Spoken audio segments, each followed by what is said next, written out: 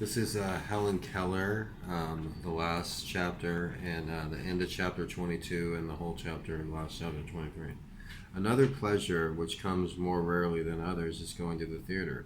I enjoy having a play described to me while it is being acted on the stage far more than reading it, because then it seems as if I were living in the midst of stirring events. It has been my privilege to meet a few great actors and actresses who have the power of so bewitching you that you forget time and place and live again in the romantic past. I have been permitted to touch the face and costume of Miss Ellen Terry as she impersonated our ideal of a queen, and there was about her that divinity that hedges sublimes woe. Beside her stood Sir Henry Irving, wearing the symbols of kingship, and there was majesty of intellect in his every gesture and attitude, and the royalty that subdues and overcomes in every line of his sensitive face. In the king's face, which he wore as a mask, there was a remoteness and an inaccessibility of grief which I shall never forget. I also know Mr. Jefferson. I am proud to count him among my friends. I go to see him whenever I happen to be where he is acting. The first time I saw him act was when I was in school in New York. He played Rip Van Winkle. I had often read the story, but I had never felt the charm of Rip's slow, quaint, kind ways as I did in the play. Mr. Jefferson's beautiful, pathetic representation quite carried me away with delight. I have a picture of old Rip in my fingers, which they will never lose.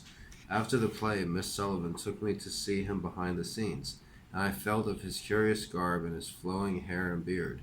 Mr. Jefferson let me touch his face so that I could imagine how he looked on waking from that strange asleep 20 years, and he showed me how poor old Rip staggered to his feet. I have also seen him in The Rivals. Once, while I was calling on him in Boston, he acted the more striking parts of The Rivals for me. The reception room where he sat served for a stage. He and his son seated themselves on the big table, and Bob Acres wrote his challenge. I followed all his movements with my hands and caught the drollery of his blunders and gestures in a way that would have been impossible had it all been spelled to me. Then they rose to fight the duel, and I followed the swift thrusts and parries of the swords and the waverings of poor Bob as his courage oozed out of his finger ends. Then the great actor gave his coat a hitch and his mouth a twitch, and in an instant I was in the village of Falling Water and felt Schneider's shaggy head against my knee. Mr. Jefferson recited the best dialogues of Rip Van Winkle, in which the tear came close upon the smile. He asked me to indicate as far as I could the gestures and actions that should go with the lines.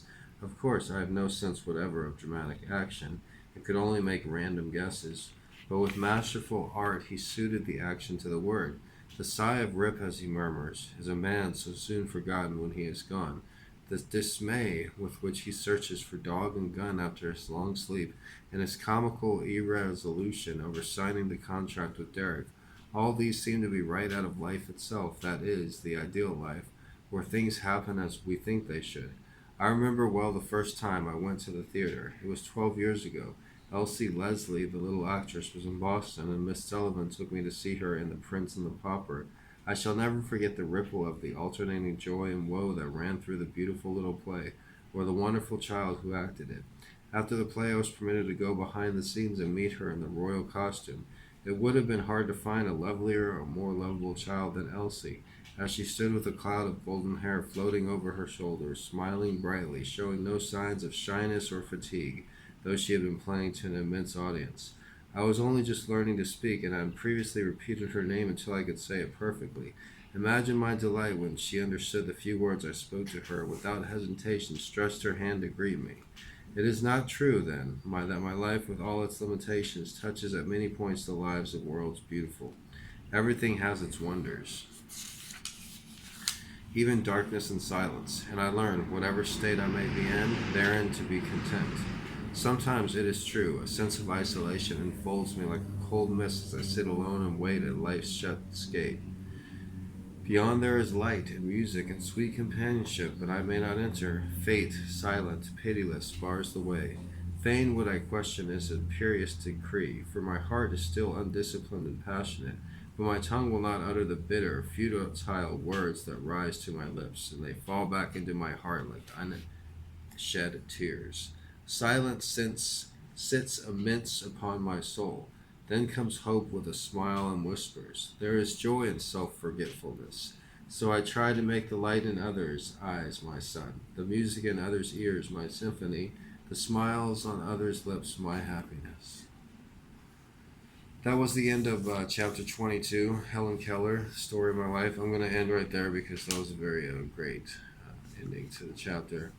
It's kind of like the expression, ignorance is bliss. Like, she knows she can't experience a lot of things, and so she lets other people experience them for her. But it's really great how she enjoys the theater, and this whole book is really great how she sees the world and everything like that, and how she enjoys what she can enjoy. So it's really touching and moving and an inspiration to everybody out there to be grateful for what you have.